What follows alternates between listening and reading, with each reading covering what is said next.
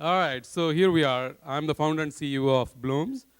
In a simple layman terms, if Facebook is for friends, LinkedIn is for your professional world, what's the world around your kids? It's right now ad hoc. It's all over the place. It's in paper, email, all over the place.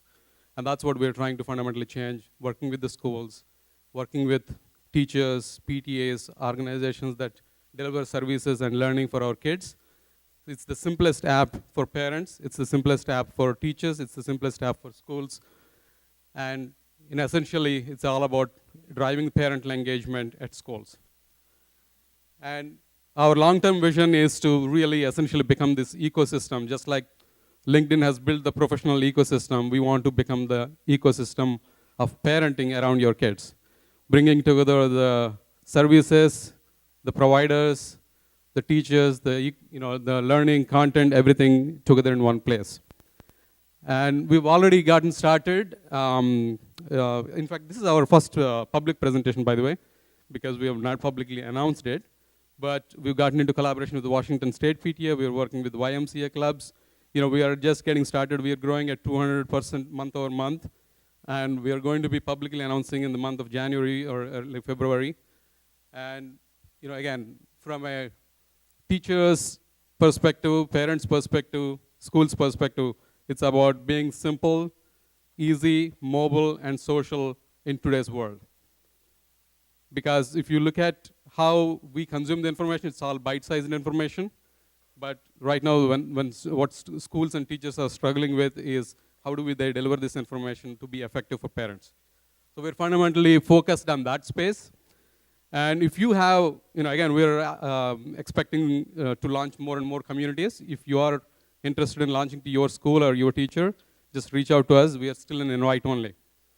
We have focused on making sure that no parent is left behind. So the platform is available on all platforms or all devices. And even on Windows, we do have a current version, but we are working on a more advanced or native version.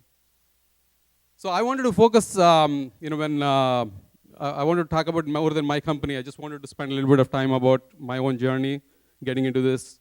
And hopefully some of you can learn from it. Either it scares you or it helps you. So the first thing I think when I wanted to get into this one, before this I've been doing startups, but working with other startups. So the first thing I had to do was really sit for some time to take meditation and really learn about myself, right? It's about what drives me, what's the core. Because I think at some point during the journey, you will be tested at every step of the way, right? Because things don't go the way. So it really gets down to what's the purpose you started with. And if you stick to the purpose, and if the purpose is actually, I think, more broader and not money-centric, I think you will stick at it for a longer time. And that happened to our team. We are now a team of about 10 people. And most of us have gotten together because we believe that we can build this next generation of ecosystem around parenting. And I think it goes without saying that it's all about the unknowns, but that's what we work for. That's what is risk-taking. And I think as long as we see this as a problem-solving exercise, and I think you will solve the problem, and that's what you get paid for in the end, I guess. So the domain expert this is not about an ad for the right side, but this is about what domain, what field you're taking up. And I think I felt like, sometimes getting too much deep into a particular domain can be a disadvantage, but also at the same time, if you stay on the periphery of a particular domain, of what space you're trying to solve, it can also be a weakness because you're now solving the real problem. So that's what leads into my next question. How do you identify the real pain points? You have to have the ability to understand the pain points well enough. That's a process. That's also a skill, but also it's being able to analyze the deep enough what fundamental challenges you're trying to solve that others haven't solved. And then obviously once you get to core of what you're trying to solve, it's only the team that can make it happen. I think we have a fantastic team. As you can see, we've pulled together a team of people that are very passionate about this. And we are, I think I can only say that the team is what makes us so far here. And with the traction that we are gaining and the growth that we are seeing, I think we are very happy that we have invested our energy, and I think we are ready to really, focus on how to further peel this onion. This is what I call this, on day one, we didn't know. It's a broad statement. But then as we go step by step, it's about how do we solve this problem? What is the exact need that we are solving it for each of these audience? And then I think we are in that journey now, but we feel like we have gotten the very good product market fit now with the traction where the schools and the teachers and the parents are actually recommending to other people, even within a closed environment right now. And with the Washington State PTA collaboration, we believe that we can really grow this on a much broader basis, both in the state, but also internationally, because this is a worldwide problem. And we have 3 schools in India also have just signed up. So that's where we are. You can find me on LinkedIn, or you can email me. So that's in a nutshell what we are at Blooms and what I learned as my own startup journey has been. Thank you. Questions? Was it 5 minutes? That's 5 minutes. You have questions?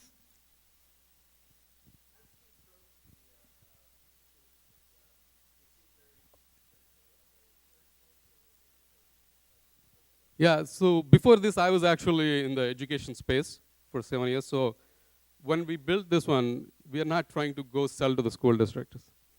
Okay, we intentionally want this to be on a viral angle. So we're focused on people who make these quick decisions and see the value. We know the teachers. If I'm a teacher and I have a pain point, and this is an app that is making it easy for me to do, like right now, I don't want to delve into the details of the app, but as a teacher, I use right now 10 tools to do what I do in terms of engaging my parents. And in the total, I spend a lot more time and being very less effective. And we found that by just solving that teacher, and unfortunately in EdTech, there are very few good apps. And we focused on that, and we said, okay, teachers is one of our champion users. PTAs is one of our champion users. Activity centers, the clubs, anything that we know that we can easily get into, that viral adoption. So that's what we are focused on. Thank you. Again, that's, to that point, like, we could have learned that in a very hard way, but my 7 years of experience in the domain helped me to know that, okay, this is the track that I don't want to go into, right? And then we focused on other segments, other audience. Yes, please.